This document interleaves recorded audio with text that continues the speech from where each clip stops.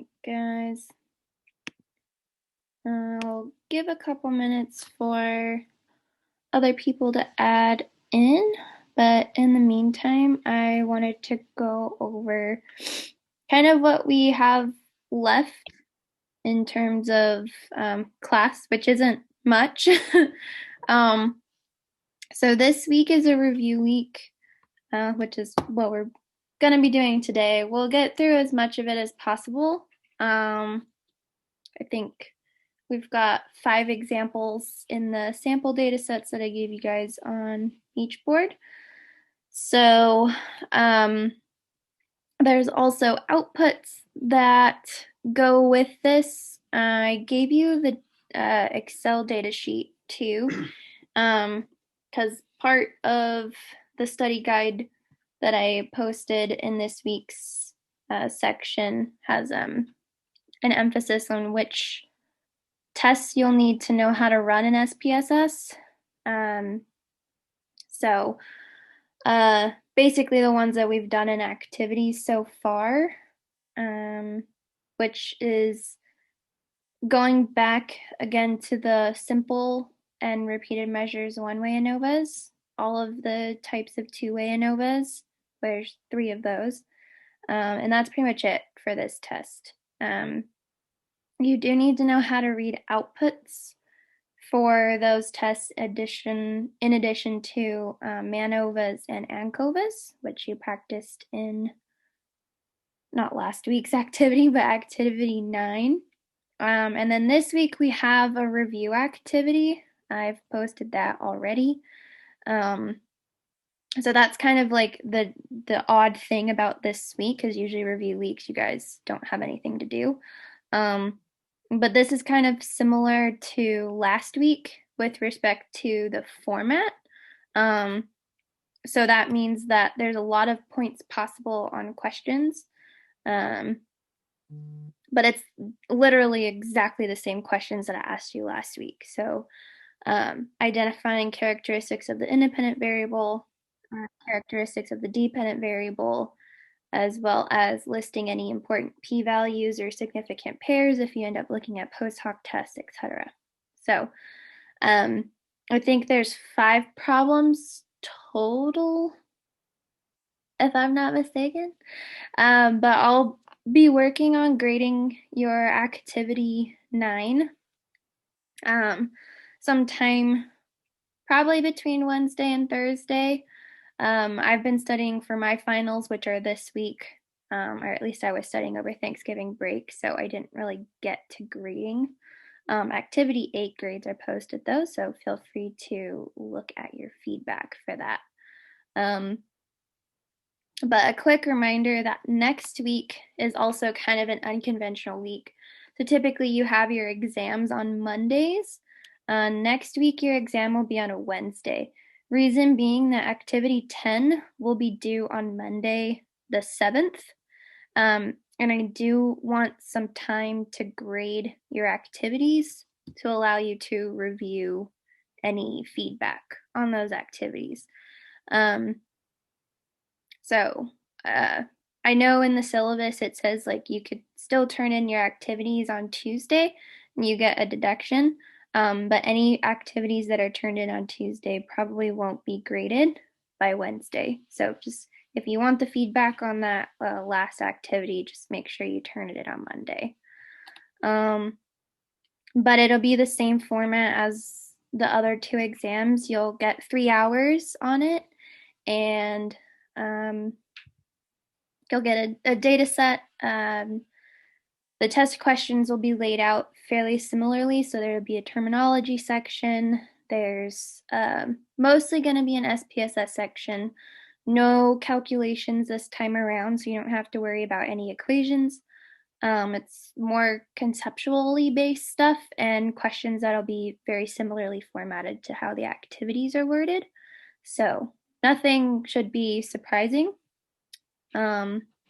And there will be no activity next week, but I will be posting a link to a survey, kind of similar to the survey you guys filled out, or if you filled it out, before the semester started. It's for me to get some immediate feedback on the class because the spot evals that you guys turn in, I don't usually get those results until like 2 weeks into the next semester. So it doesn't really give me an opportunity to make any changes, and especially because this semester was everything was really new. Um, Having immediate feedback is a lot more helpful for me to kind of rework the course if needed over the break. So that's kind of a rundown of what we're expecting in like the last couple weeks here. And then your final exam, this is the scheduled time that is on the university's website. Words are hard today. But I do want to remind you that the final exam is optional. So I think for this week, honestly, I should have your exams graded by Thursday of next week. Granted that nothing goes awry in my life. So you should have your final grade for this class by next week on Thursday. And I'll send those out to you guys so you can take a peek. If you want to try to bump your grade up, you can take the final exam. It is cumulative. I do not have a review quiz or a study guide. Basically, you just kind of smash all your study guides together. But if you want to try to bump your grade, feel free to take the final exam.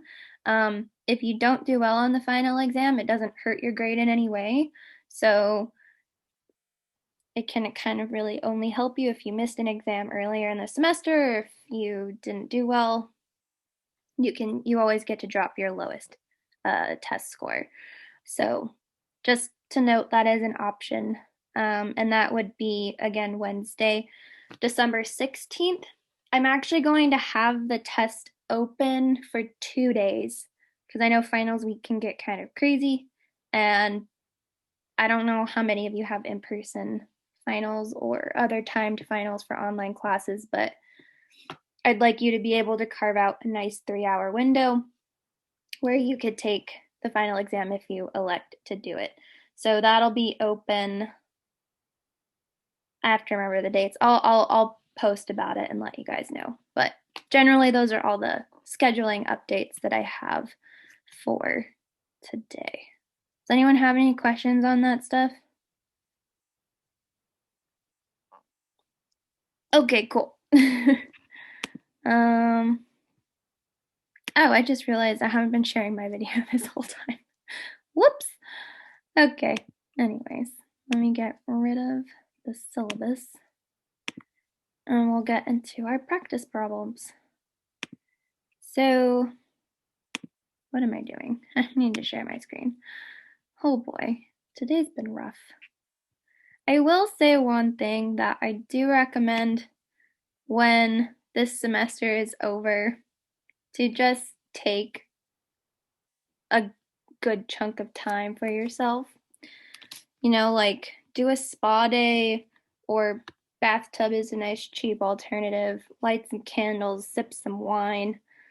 You know, mental health is kind of going downhill for a lot of people with fatigue and everything. So yeah, just make sure you take care of yourselves, you guys.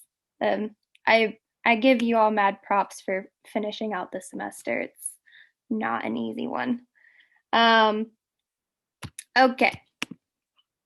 So I've got some instructions for the practice problems. It's literally the same format as all of our activities so far. I do have some notes for the ANCOVAs, again, because there's that like weird variability with the homogeneity of regression results. If you violate it with like the p-value is less than 0.05, if you violate it, just note that it's a violation, but keep looking at the analysis like we've done in the activities. And then again, there's no need to test for the multivariate normality or homogeneity of covariance for the MANOVAs. You just skip over those, but still address like Levine's test or Matchley's test and the rest of the main effects, obviously, and you're pretty much good to go. But let's start with data set number 1. So just a side note, I'm going to be going off of the outputs today. I think it's important for everybody to know how to read the outputs. Some of the questions on the test next week, I'll give you an output. There's probably going to be like a OneDrive link or something. And so you'll click on that, and then that way we kind of minimize the variability that we might get with running tests. Because I have noticed that in some activities, and typically I don't like take points off for that because it's like, oh, I left out a data point or something. It's a simple fix. But as far as grading goes for the exams, when your answers are closer to the real answer, it's easier for me because you don't turn in an output and I can't cross-check stuff. So we're going to be going off of the outputs, and hopefully Adobe doesn't suck this time around and doesn't freeze up.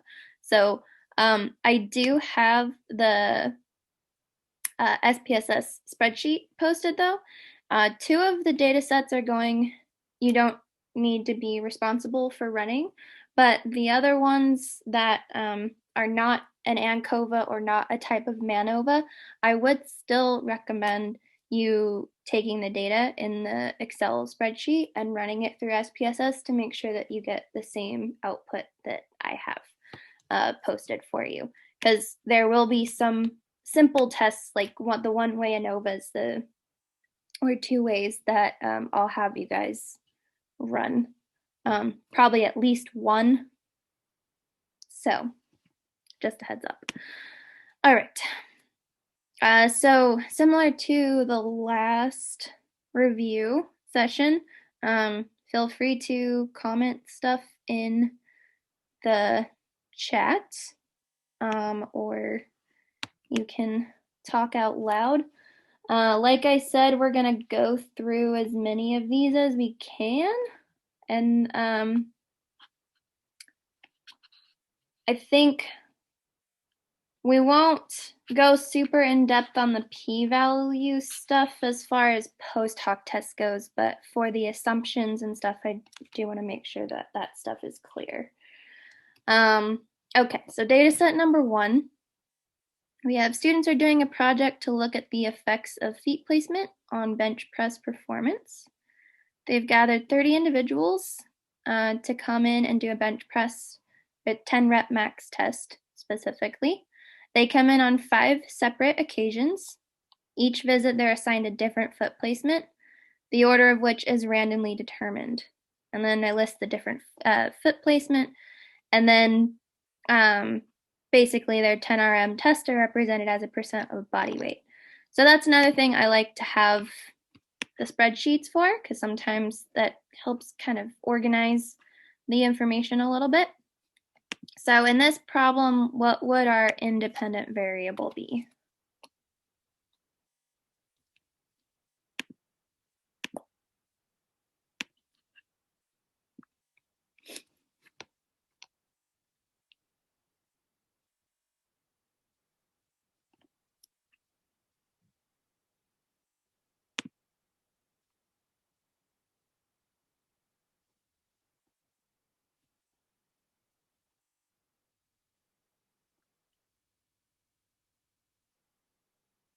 Anyone?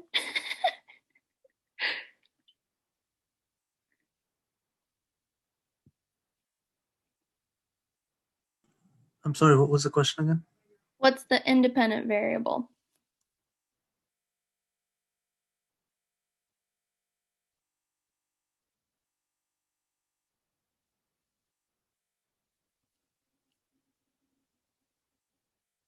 Yeah, foot placement. Okay. Okay, so foot placement, because that's what that's kind of what separates the groups apart. Right, and it says in this part too, right? Kind of think of our formulated phrase, right? The effect of the independent variable on the dependent variable. Okay, so if we're looking at foot placement, I'll kind of run through this part.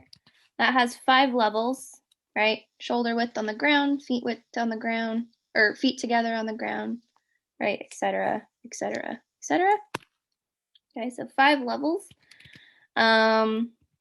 As always, we have a nominal independent variable. And how is the sample collected? Is this a between subject or a within subject sample?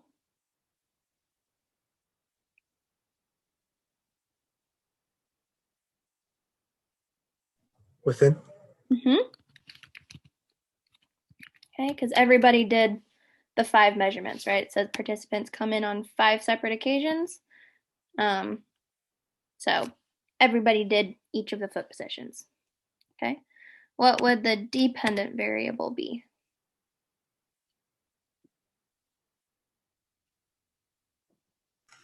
Their performance, right?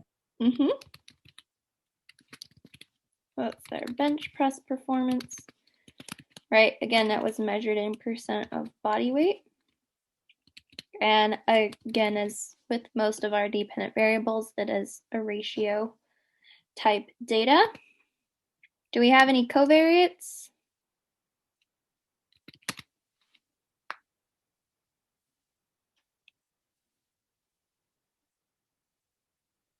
No. No, right? Usually those will present themselves as this particular measured variable needs to be considered prior to analysis, or you'll have some type of statement like, we know that variable A has an effect on the outcome of the dependent variable. So, something that would hint towards that information. So what type of test would we run in this case, given our variable information?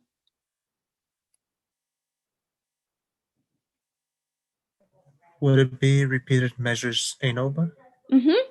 And more specifically, a one-way repeated measures, right? Because there's only one independent variable. So that is something you guys, since we have one-way and two-way now, it would be important to specify. But yes. Okay, so we know the test assumptions that come with this are that we have to have a normal distribution, random sampling, as well as sphericity, right? Those are going to be the big 3 that you list out. You could also list variable characteristics, such as you have to have a within subject sample, or you could talk about the different types of variables, like one nominal or one non-parametric independent variable with one parametric dependent variable. Those ones aren't as important per se, but these 3 are kind of the ones that you would want to have for this one. Okay. So the p-value for the assumptions test, mainly we're going to be testing sphericity in SPSS, right, which is Mauchly's test. So when we look at our output, okay, you have the within subject factors. So these are all of our foot positions and the numbers that match, okay. Our descriptive statistics. In this case, we're going to skip the multivariate tests and we can go straight to Mauchly's test. Okay. So what would the p-value be for Mauchly's test?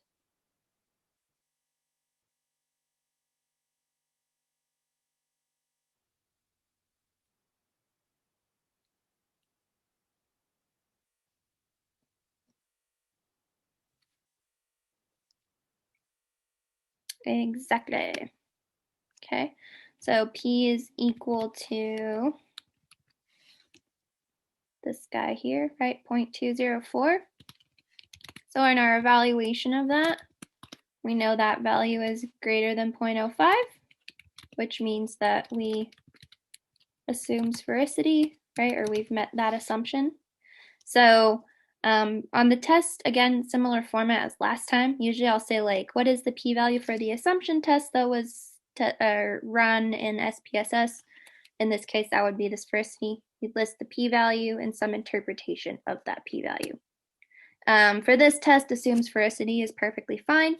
Again, if you wanted to do the more elaborate description where you would say that the variances between the variances of the different scores between the different foot placements was relatively equal. That's a mouthful, but also acceptable. Okay. So if we've met sphericity, that means we can read our sphericity assumed line in our test of within subject effects, right? And so the p-value for our main effect would be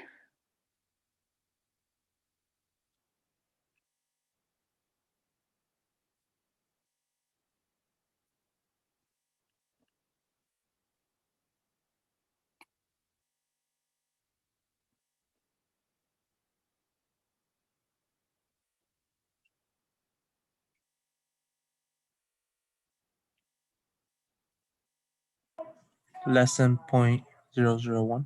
exactly, right? So if we look at sphericity assumed, right, the sig column is where our p-values are. It says 0.000, so just remember, right, this is for foot position, main effect, right? So p is going to be less than 0.001 because we can't have a probability of error equal to 0, right?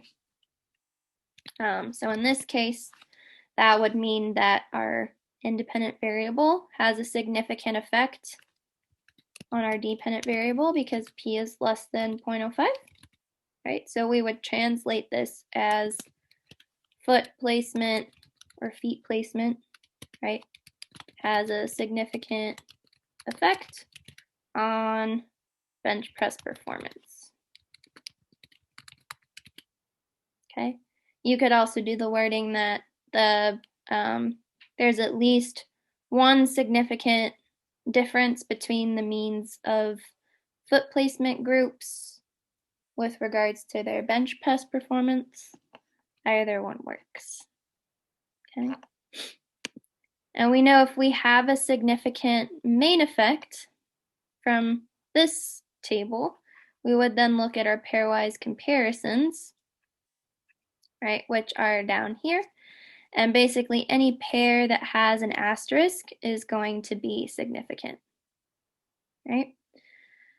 So in situations like if I gave you an output that looked like this on the exam, usually because there's so many significant pairs, I would rather kind of rephrase the question and ask you to list the non-significant pairs.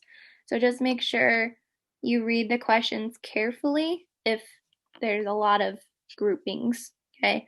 And that should kind of be a similar formatting to what I used last time, where I would say like list the significant pairs and I'd give you 3 blanks, and if there's only 2 significant pairs, you fill in the 2 blanks and the last blank would be like NA.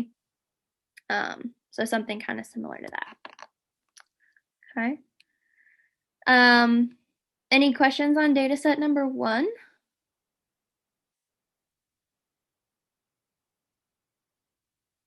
feel like that's a nice little review type of a question. Whoops. Okay. So let's go ahead and go to data set number 2. So this one, we have a study that evaluated the effects of inspiratory and expiratory muscle training on pulmonary function and maximal exercise performance in competitive triathletes and marathon runners. Okay, so the participants in the study, which there were 30, had a mean weekly aerobic training time of 7.5 hours per week of swimming, cycling, or running. 14 subjects were assigned to a pulmonary resistance treatment group, and 12 control subjects were given a sham device that provided little to no resistance. Okay. So this is kind of the number of trials that they did in the training program that they adhered to. And then at the end, we tested their forced vital capacity, right? So we did that before training as well as after training. And this is a prime example of what I just mentioned in the last question, where I would include some type of phrasing, such as this, if there's a covariate. So that kind of already tells you we have an ANCOVA in our hands. Okay, so in this study, pretest measurements were used as a predictive baseline in reference to each subject's respiratory function before analyzing between group differences for the effects of the respiratory training on maximal exercise performance. I know that sounds like a huge mouthful, but remember, predictive or ANCOVAs are going to be a mixture of a linear regression with a one-way ANOVA, right? If you have a one-way ANCOVA. You could also have a two-way ANCOVA if you have two between subject factors, but in our case, most of the time we're working with a one-way, right? But that predictive aspect is kind of in reference to the regression portion of the ANCOVA. And then we have analyzing between group differences. That would be an indication of a regular ANOVA. Okay. So when we look at this information, right, and I can also pull up our data set here, right, and you can kind of see we've got resistance training group, control group with their pre and post test measurements. Okay. So in this case, what would the independent variable be? Flip that over.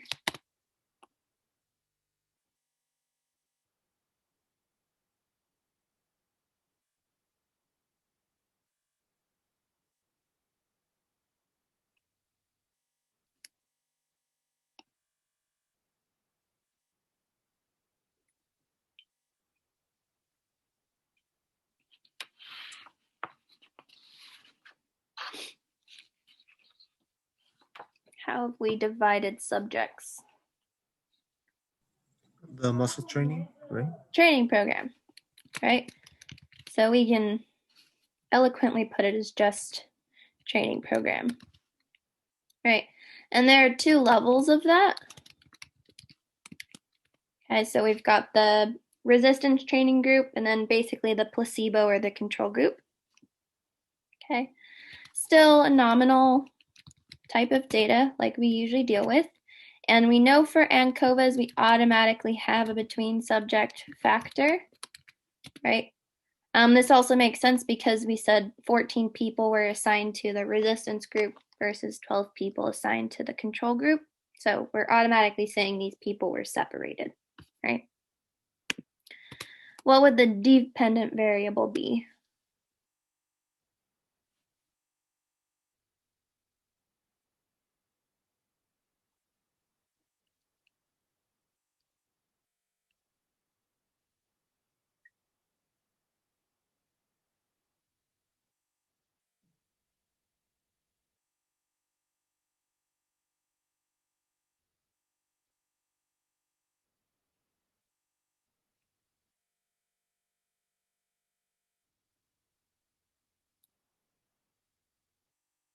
Yeah, pulmonary function.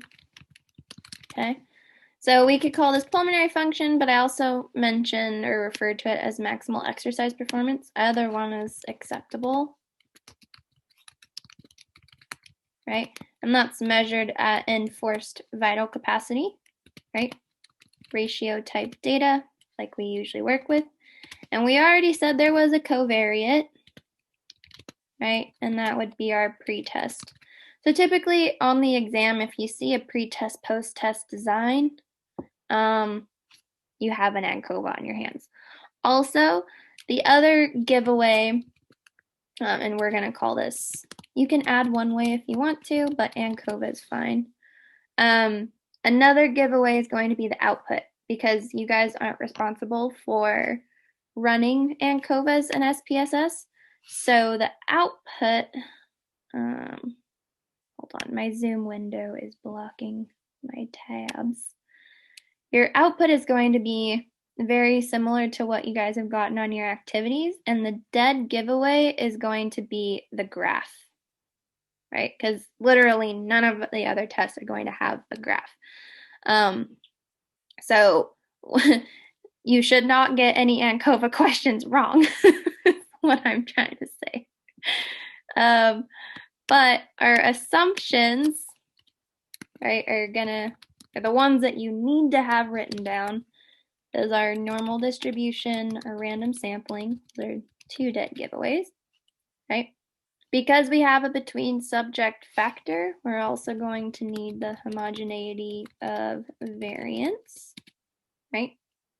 And then ANCOVA adds the two assumptions. The first one that looks at the graph or the regression slopes is our homogeneity of regression. And then we also have independence, which is going to be signaled or kind of highlighted on the output as one way. Okay, and I'll show you that on here. Underneath the graph, you see this one way, right? And then you get the one way ANOVA results. So remember, independence is a one way ANOVA looking at the effect of the independent between subject variable on the covariate value. Okay. So that is that. Right, so we're going to have p-values for our assumption tests. The ones that are tested in SPSS will be homogeneity of regression. This is the order they'll show up.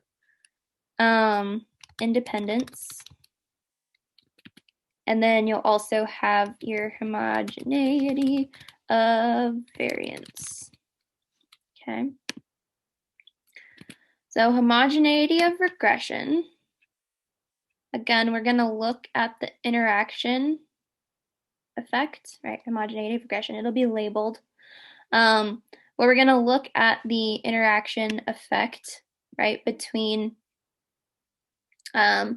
basically how the regression would look if we paired our pretest with our post-test values and then divided them based on the program that people were involved in. Okay. And this is a good example to the note that I provided at the beginning, because we can see this interaction has a p-value of less than 0.001. Right, so example for this is p is less than 0.001, which we know is less than 0.05. So technically, we have violated our assumption.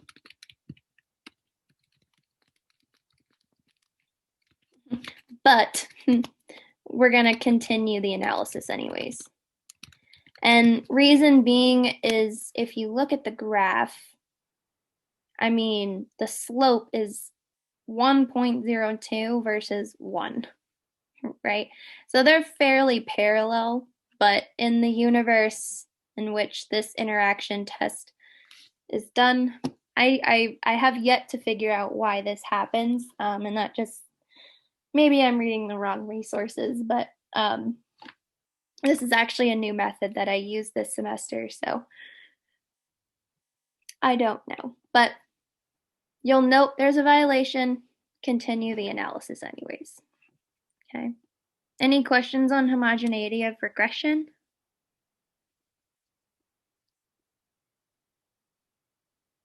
Cool. So, in general, you can write a violation of homogeneity of regression, right? The technically correct interpretation is that the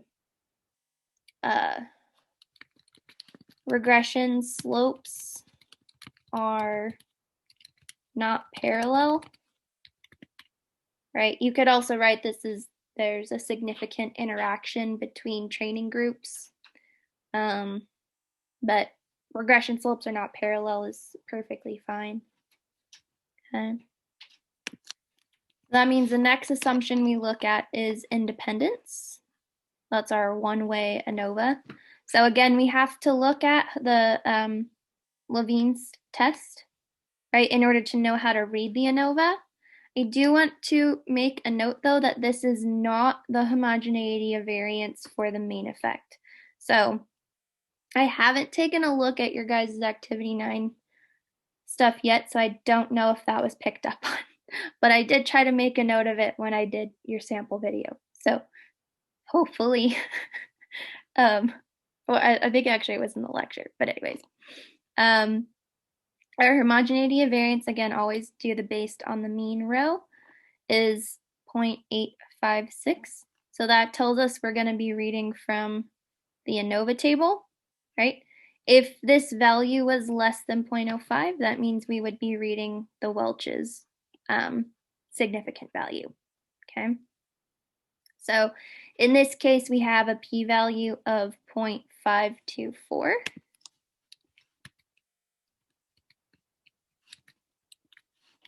Right, which is greater than 0.05.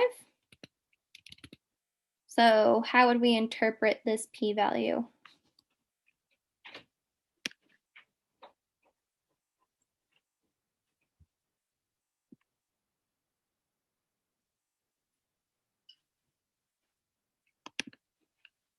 What does independence look at?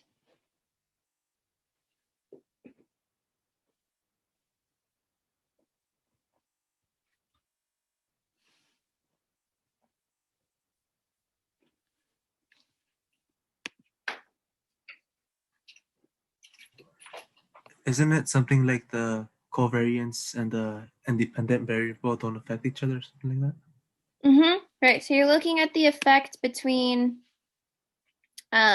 training program and the pretest values, right? So in independence, usually you stick the covariate, because it's a ratio type variable, you stick that into the dependent variable box when you run the test, right? So basically the translation of the p-value is very similar to if you were reading a regular one-way ANOVA, right? So in our case, we would say training program has no significant effect on pretest values, right? Which is our covariate. So I'll put a note there just in case I lost anyone. Right. And so really we want both of these to be greater than 0.05. We'll settle for the homogeneity of regression. So we've got one more assumption to meet. And our main effect is going to show up under this univariate analysis of variance. So that's the ANCOVA main effect. If you wanted to make a note, right? So we can see that we've got our between subject factors. These are two groups, right? Resistance versus the control group. And then we can see we've got Levine's test right here. This is your homogeneity of variance assumption that you would list if asked for. Okay. So in this case, again, sig column is our p-value. So the p-value would be 0.651, which we can see is greater than 0.05. So equal variances are assumed. Okay. And this tells us that we can then look at our program row, right? Because that's the independent variable we're testing. And we can look at the p-value for program, right? Which is very similarly worded to a one-way ANOVA, right? Where we're seeing what is the independent variable's effect on the dependent variable, which are post-test values, right? When we take into consideration the covariate, whatever that may be for your given example. In this case, it's our pretest, right? So p-value for our main effect, p is equal to 0.004, which is less than 0.05. So we could say that training program has a significant effect on, we'll just go back to our initial wording, pulmonary function, right? And then you always have to put like with regards to or when considering something along those lines, right? When considering pre-test pulmonary function. Okay. Wording on these is a bit lenient. As long as I can understand that you're getting to the right idea, you should be fine. Okay. And then as always, when we have a significant main effect, we would need to look at our pairwise comparisons, right? In this case, pairwise comparisons are not necessary, right? Because we only have two levels of our independent variable. And so that's something I still see some people kind of mix up sometimes. But I do want to point out the p-value, you can always double check, should be exactly the same as the p-value in the main effect, right? Because literally this is just already telling us the mean differences between the training program versus the control group. Those are the only groups that are a part of this independent variable. Therefore, those are the only means that are compared to each other. Okay. And I think that is it on this one. Okay. So you guys would list the significant pairs if applicable. In this case, we would just say all pairs are significant or NA, right? Either way is fine. Any questions on this one?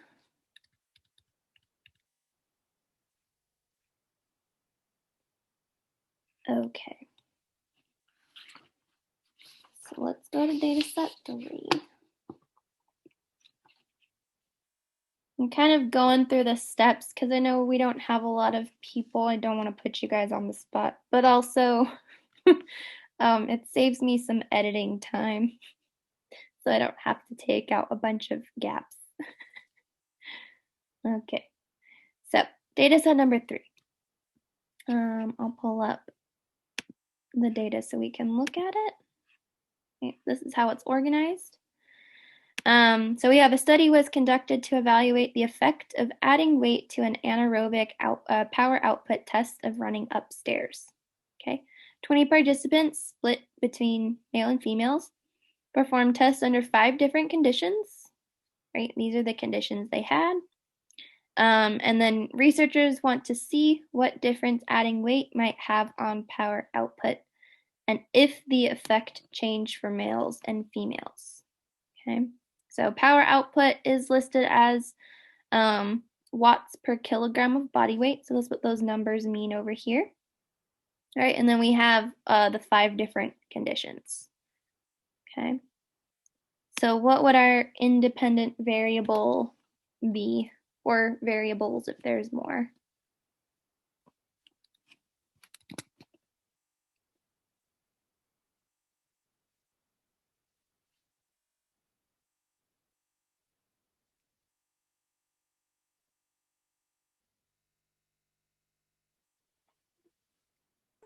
Weights or Yeah, the external load.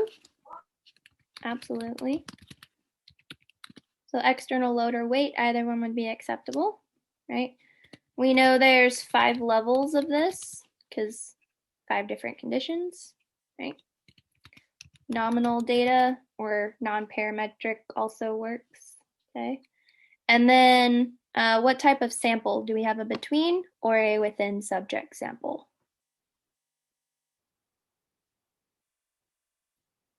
this one would be between, right? This one would be within, right? Because we say 20 participants perform tests under 5 conditions. And that's also the reason why I like to add the data set too, right? So you could see if this is one subject, they have 5 measurements, right? So that means every single person went through each of the measurements, okay? So we've got a within subject sample. Is there another independent variable here? Genders. Mm-hmm.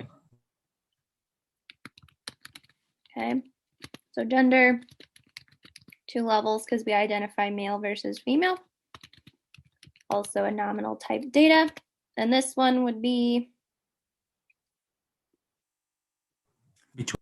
between, exactly. Okay, what's the dependent variable?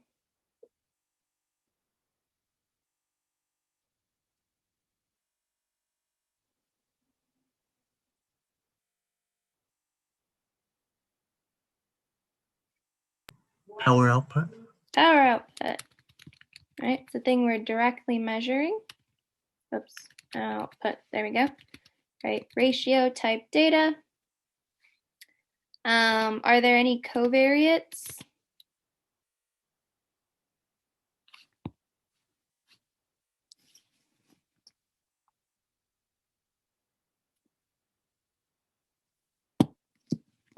Doesn't really look like it, right? No pre-test, post-test type stuff going on. And we also don't make any mention that we need to correct for a certain type of variable. Okay, so based on this information, what type of test would we want to run?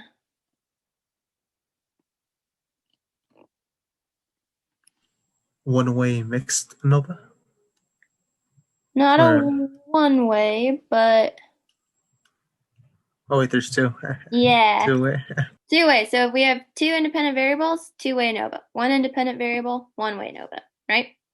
And you could write this a multitude of ways. So there's kind of 3 components you want to take into consideration. The first one being how many independent variables are there. So we could write this simply as 2-way, or we could say it's a 5x2 or 2x5, right? I'm going to put 2x5. I like that better. Okay, so that's the first thing you would want to include. The next thing you need to include is something about the samples, right? So, Oscar, you said mixed, right? Meaning there's one of each type of sample. Or you could also write the between within wording, okay? Just make sure that your factor or levels mentioned if you use this format match the order that you write this, right? So the between subject had 2 levels, the within subject has 5 levels. That's why we say a 2x5. Okay, and then the last part, you just need ANOVA. Okay, if there's multiple dependent variables, then you would put MANOVA, right? But kind of 3 things, doesn't matter how you write it, kind of pick your favorite. Okay, but with this we have certain assumptions, right? So normal distribution, random sampling, the regular, right? Our within subject factor is going to have to be tested with our Machli's test for sphericity, and I can't spell. Jeez, there we go. Our between subject factor will need to be tested for homogeneity of variance. Okay, you could also add variable information as additional assumptions, but not necessary for this exam. These are the big 4 that I'll be looking for. Okay. If you have 2 between subject factors, it would just be homogeneity of variance, right? If you had 2 within subject factors, you would only have sphericity. Okay. So then we can go ahead and look at our output, which is this one. Okay. So we have our deep, what is this? Our, oh my goodness, I'm not doing good today. So we have our weight, right? Which is basically no weight, 5% plus 10% plus 15 plus 20%, right? We have our between subject factors, which are our genders or sexes, okay? And then because this is not a MANOVA, right? Again, we kind of skip over the multivariate test and go straight to Maudsley's test of sphericity. So this is going to tell us, right, with regards to the external load that was added for individuals, if we met sphericity or not. And I'm gonna zoom in on this because that is really small. Okay, so our Maudsley's test returns a p-value of 0.163. Okay, so for sphericity, p is equal to 0.163, which is greater than 0.05. That's what we want. So sphericity is assumed. Okay. Reminders that if you violate sphericity, that's when you look at the greenhouse geyser value. Now, there were some people on, I know on activity 8, that were listing the greenhouse geyser value as a p-value. Remember that this is not a p-value, okay? The only p-value that's listed in Maudsley's test is under the sig column, okay? These 3 values represent epsilon, okay? And it says, you can see this little B superscript up here, and it says may be used to adjust the degrees of freedom, okay? And so the corrected tests are displayed in the test of within subject effects table. So this is just an additional calculation that tells us what type of adjustment we would have to make, right? Remember, if epsilon is less than or equal to 0.75, we use the greenhouse geyser adjustment. If it's greater than 0.75, we use the Hune-Felt adjustment, right? And then you would read the p-values for the main effect based on what you choose, okay? So that's only if we violate sphericity. Just another side note, okay? We do know with two-way ANOVA, we're gonna have 3 different main effects. So we'll have a main effect for external load or weight, and that's going to come up first in our test of within subject effects, right? You can see here. We assume sphericity, so we can take the p-value as it is, which we could see is less than 0.001, right? Which is less than 0.05. So in this case, we would say that external load has a significant effect on power output. And we would need to look at pairwise comparisons or post hoc tests to evaluate those differences. Okay. We're also going to have a main effect for gender, which we'll get to. And then also in this test of within subject effects, you can see the interaction effect between the 2 independent variables. Okay, so that's going to be basically, well, in this one, it's weight and gender. Okay, so P for our interaction effect. And for interaction effect, usually you're just going to say sphericity is assumed. That's another thing I haven't quite figured out with this, with SPSS. Sometimes it gives you an interaction, sometimes it doesn't. Sometimes it lists it with the between subject, sometimes it lists it with within. So double check to see if there's an assumption somewhere for it, but for this particular example, it doesn't exist, okay? But generally, you're just going to say sphericity is assumed unless otherwise noted. So again, we have a p-value less than 0.001, which is less than 0.05.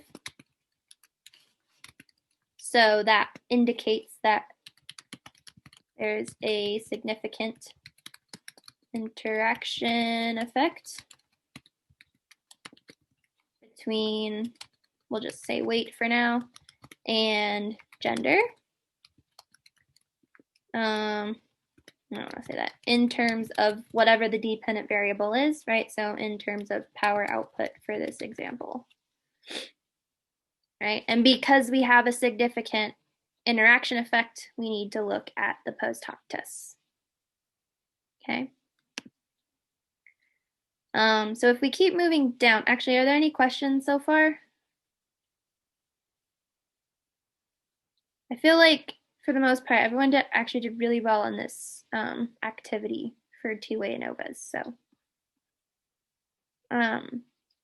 we can skip down to our Levine's test. And you can see that there, for each of the within subject groups, we have to test to see if we have homogeneity of variance, right, between genders specifically, because that's our between subject effect, right? So under our p-values for assumption, since homogeneity of variance is an assumption, odd that it suddenly turned red, and that's going to bother me. So we'll change it. Right, homogeneity of variance, we have to look at each of our different categories, right? So we have no weight, 5%, 10%, 15%, and 20%. Okay. And our first p-value is 0.663.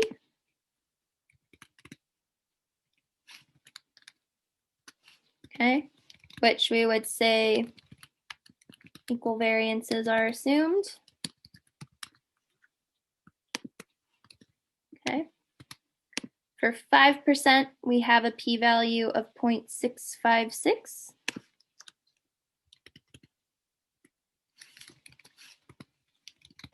Same thing, equal variance is assumed, right? Because it's greater than 0.05.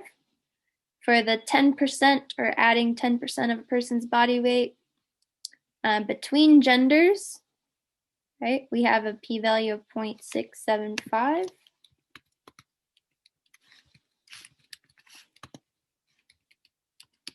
So again, equal variance is assumed because it's greater than 0.05. For adding 15%, we've got a p-value of 0.008. Right? So this is one of those cases where where the equal variances are not assumed.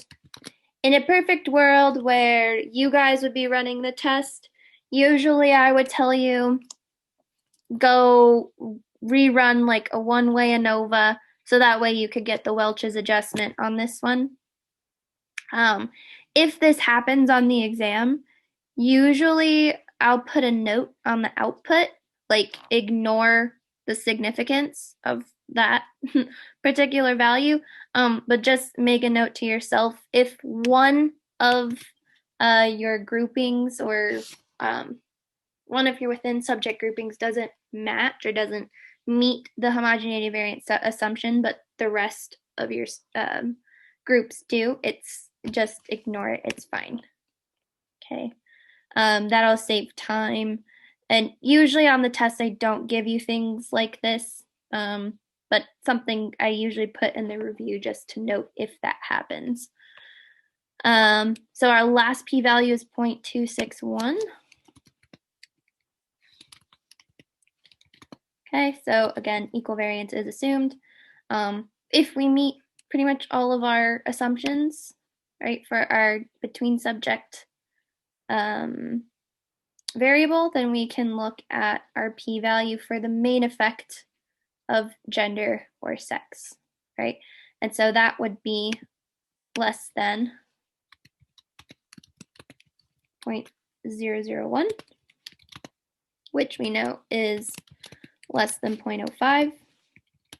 So we can say that gender has a significant effect on power output. Okay, again, because there's only 2 levels for gender, post hocs are not necessary because this value tells us what the significant effect is between males and females.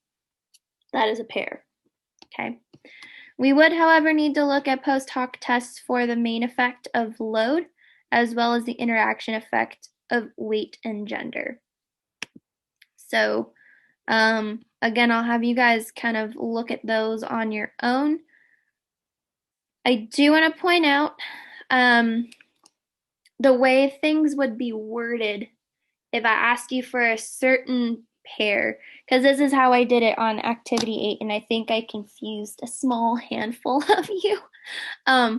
So in these interaction pairwise comparisons, right, the groups being directly compared to each other are going to be on the inside columns, right? So this interaction effect or these simple effects would be looking at the significant differences between genders within each of the different weight or external load categories or groups. Okay. If we were looking at the other interaction effect, that kind of flips the situation. Again, what you're directly comparing or what your pairs are going to be on the inside column, right? So that would be looking at the significant, if there's significant differences between different weight categories, right? So this would be no weight versus adding 5% body weight, right? And so on and so forth within females or within gender, right? So the wording for this one would be, are there any significant pairs between weight categories or external load groupings within gender or sex, right? And you can see how those are organized. So again, pay close attention to wording on that one, because usually I'll only ask you for one or the other in terms of if the interaction effect is significant or not. Any questions on data set number 3?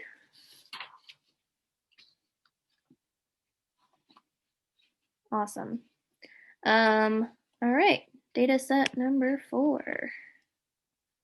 I'm gonna space this down. Okay, so if you guys wanted to see the data for this one, that's how it's organized. Okay, we're looking at heart rate values during the aiming process of archery among different levels of experience, as well as different divisions of shooting. And then I have a side note in here, people can only be in one experience level, as well as people can only be in one division, right? So technically when we break down that concept, we have 9 different groups, right? 3 beginner groups, 3 intermediate groups, 3 advanced groups.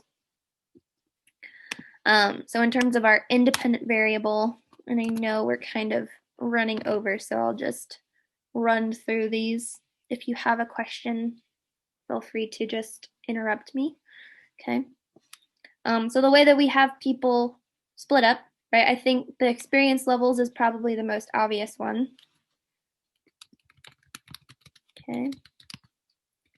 So we've got 3 levels with that, right? Beginner, intermediate, and advanced. Nominal type data, also can write non-parametric, right? And like we said, each person is in only one division and one experience level. So that would indicate if we're not repeating people, this is a between subject factor. Okay. We also mentioned people can only be in one division, right? So that would mean that division, we're also using that as a comparison, which also has 3 levels, the barebow, Olympic, recurve, and compound, right? It's also categorical, and it's also a between subject variable. Okay, so when you would, if you were to come in here and reorganize this, you would need to have data labels for experience. So beginner, intermediate, advanced, and you would say 1, 2, 3, right? So that's one of your, oh Jesus, come on. right? That's one independent variable. And then you would also have to have labeling for the division as well, right? So there was a bare bow recurve compound, right? And again, you would assign values 1, 2, 3. And then when you organize your data, right, you would comparatively have a column for experience, a column for their division, as well as their heart rate, which is the actual dependent variable that's being measured, right? So for beginner barebow people, if you were to copy this over, I'm just going to do a couple examples, right? Their experience level is a beginner barebow. So their label would be 1, 1, right? And then if you looked at beginner recurve, oops, hello, there we go, right? Beginner 1 for experience level, recurve group 2 for division. Okay, so if you're practicing running this one in SPSS, just keep the organization of everything in mind. Okay, but I already ran that in SPSS, so we can look at our output, which is teeny tiny. Okay, and I already mentioned dependent variable was heart rate ratio type data. There are no covariates in this example. So the type of test we would run, again, kind of think of this in 3 stages, 2-way or 3x3, based on the characteristics of our independent variables, right? You can put independent samples or between, oops, and then of course you'd have ANOVA on the end, okay?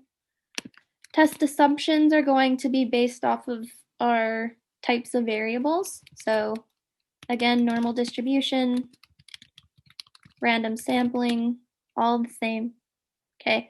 And we'll have homogeneity of variance for both of our between subject factors, okay? So going through the steps is literally the same as our last example, right?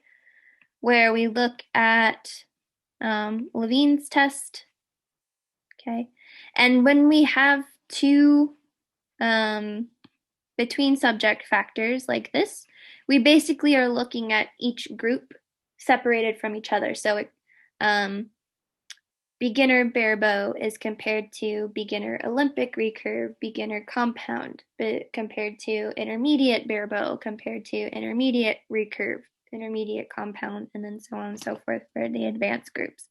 So in that case, we have 1 Levine statistic or 1 p-value for the homogeneity of variance.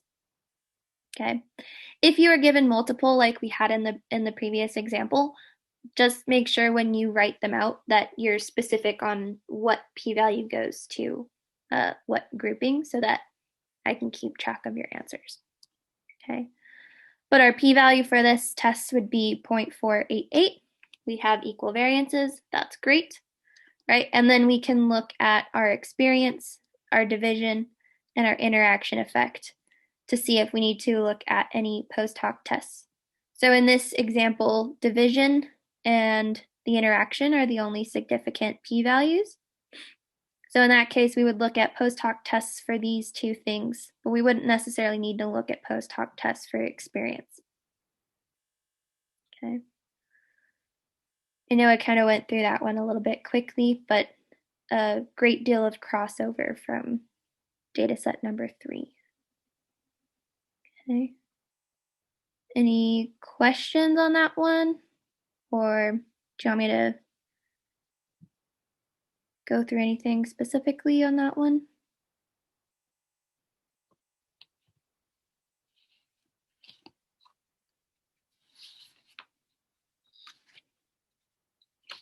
Okay. All right. I went through that one quickly because data set number 5 I wanted to take just a little bit more time on. So we have a study was conducted to evaluate the effect that different types of squats have on measures of knee flexion, knee joint moment, and torso lean angle. 36 subjects were divided into 3 groups of 12 and randomly assigned to perform one of the 3 types of squats. Okay, so again, visualization of the data never hurt anyone. So kind of what we're dealing with, right? And you could see each subject underwent each of these 3 measurements, right? But if you look by subject number, right, each of these individuals is different from the individuals in these other groups, okay, as far as what squat they were assigned to.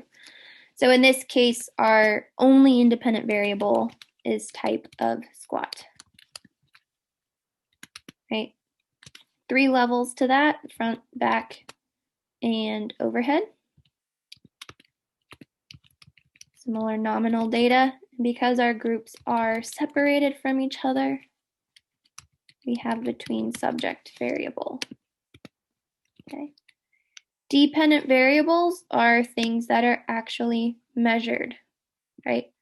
So we've got knee flexion, angle, or just knee flexion is fine, right? Knee joint moment, as well as torso lean angle, right? Having these multiple dependent variables, there's no covariate because we're not saying that we're controlling for a certain variable, right? But having these multiple dependent variables automatically tells us we have a MANOVA, right? Because there's multiple of the dependents, okay? In terms of what type, right? Again, we go off of the independent variable and how many we have of that. So if for some reason we were like, let's only look at knee flexion, right? And you had one dependent variable, you would say, we've got a one-way ANOVA, right? A simple one-way ANOVA. So when you have multiple dependent variables, you just kind of expand that out into a MANOVA, right? So the way that you would write this is a simple one-way MANOVA, right? And then our assumptions are going to be the same as what we would usually have, right? So normal distribution, random sampling. Because we have a between subject factor, we need to have our homogeneity of variance. And then we add on those 2 assumptions that go with MANOVAs, right? So our multivariate normality and the homogeneity of covariance, right? Which again, you don't need to know how to test these last 2. Okay. So when you're reporting p-values for assumptions tests, literally the ones that you usually report. So if this was like a 2-way mixed factor, you would have homogeneity of variance as well as sphericity. If it was a 2-way repeated measures, you'd only be looking at sphericity. If it was a 1-way repeated measures, you'd only be looking at sphericity, right?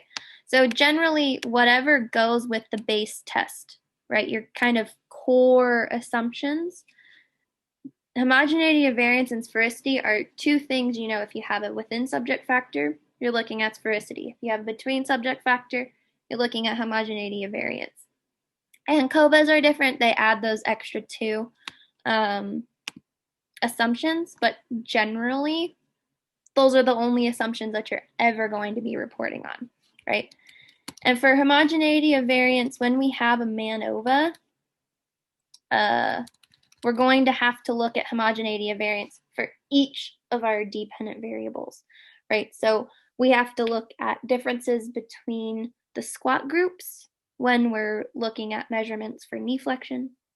We have to look at the difference between the squat groups for their knee moments, difference between squat groups for their torso angles, right? To see if the variances between those groups are in fact the same or not.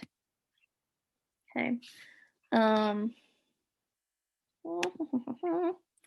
So because we have a MANOVA, that's when you have to look at your multivariate test, right?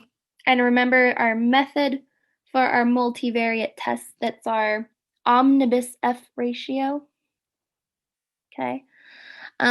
So that will be when we want to consider what the p-value is for the multivariate, right? And so in this case, when we do this multivariate test, it is a between subject. And I think this was an output that was put together by the old professor. So really, and that's something, I think I made a note of that last semester and I forgot to change it this semester. So I'm gonna make a note about that.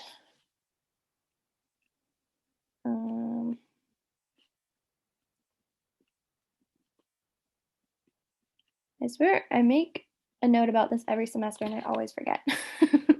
So technically squat should be under the between subject and then intercept should be under within subject, but follow the independent variable label for now, okay?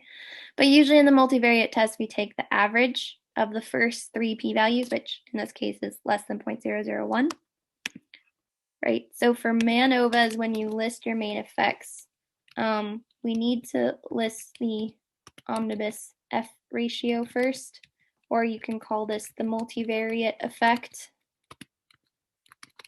okay? And that we know is less than 0.001. So this is basically telling us that,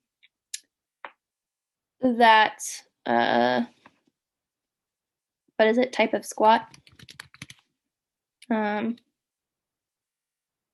Type of squat has a significant effect on at least one of the dependent variables, which includes knee flexion, knee moment, and torso angle. Right. So again, the stepwise process of a MANOVA, we have to say when we kind of make that composite or virtual dependent variable, considering all of our measurements, is there a significant effect or not? If we have a significant multivariate effect, that means we have to look at the univariate test, right? So univariate effect basically translates to our main effect of type of squat, right? Which is how we would usually read a regular one-way ANOVA. So basically, because we have three dependent variables, the univariate tests are breaking down our results into three different one-way ANOVAs, basically. Okay, we can ignore the Machli's test because we don't care about that. Where is she? And this is where we kind of have this discrepancy because and you know what? I think I'll go ahead and correct this and then post another. That's what I'm going to do. I'm going to post a different output so that it has the corrected values on it. Because you could see on the univariate tests area, right? Because the professor who ran this class before me, because he treated this as a within subject factor, we would have had to look at sphericity and then say, like, let's say we assume sphericity for each of these different dependent variables, right? So then these are essentially looking at what is the effect of squat on knee flexion, what's the effect of squat on knee moment, what's the effect of squat on torso angle. And then based off of those univariate tests, we then look at our pairwise comparisons, right, which are all listed down here. So that's what I'm going to do is just repost this output since I didn't catch that. But essentially, when you type this out, just for the sake of the example, you're going to have a p-value for knee flexion, a p-value for knee moment, and a p-value for torso angle. And that would tell you what the effects of the squat group are on each of those variables. Okay. Sorry about that. You guys have any questions on the MANOVA processes or where to find stuff?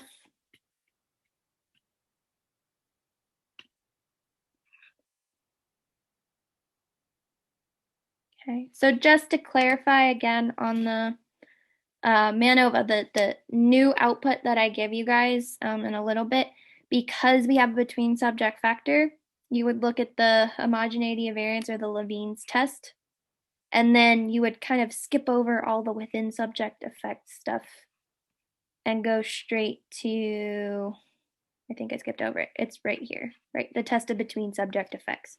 So you kind of follow the sample, right? If you have a within subject sample in a multivariate test, you would look at the within subject area. If you have between subject sample, you look at the between subject effects area. Okay. All right. Any questions about the exam or general concepts or anything that's on your guys' minds?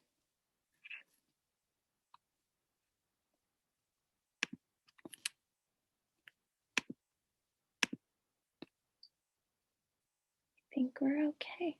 All right, so that is it, or at least that's all I had planned for today. If you guys have questions on the review, please let me know. There is a optional quiz this week if you want to take it for extra credit, up to 1 point extra credit. And that's already posted. Same thing as last time. You have 2 attempts if you want to do it at all. And there's basically 2 random questions from each data set. Okay. So as long as you go through the video or you go through the outputs and figure out stuff, you should be fine. And then, yep, exam next Wednesday. So if you guys have any questions on activities, so it would be activities 8, 9, and 10 you want to review feedback for, definitely by next Tuesday, because I'll have everything graded by then. Questions on activities, questions on any previous quizzes, questions on practice problems, any questions I'm open to answering. All right. And with that, good luck, and I'll see you later.